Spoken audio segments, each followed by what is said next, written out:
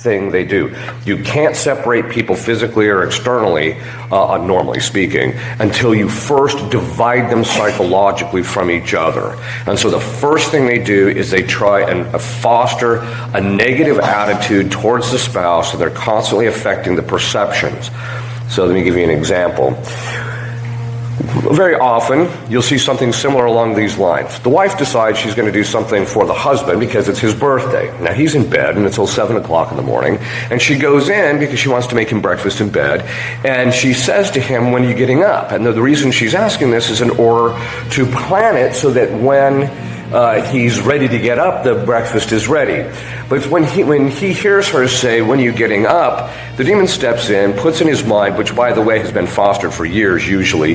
When people first get married, they just, "Isn't she so wonderful?" And then after 5 years, that old battle axe.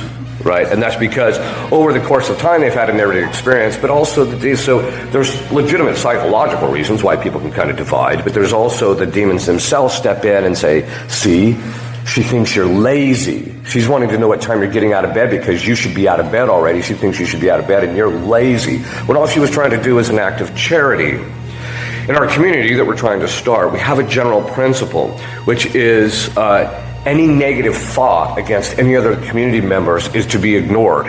And if it's something that you think needs to be addressed, you go and you air it out immediately to the other individual in the community. We have found that 95% of the time, the negative judgment was baseless. When that happens, it doesn't happen too often because we kind of know how the structure of this stuff works. We know that the demons will literally put on your minds. Like, one of the things as a superior is that's always floating through my mind, and when I return is, "Oh, but they didn't get this done or this done or this done," and I show up and it's all done. Right? And what that's a sign of is the fact that they're actually trying to affect your perceptions about it, because that's the first place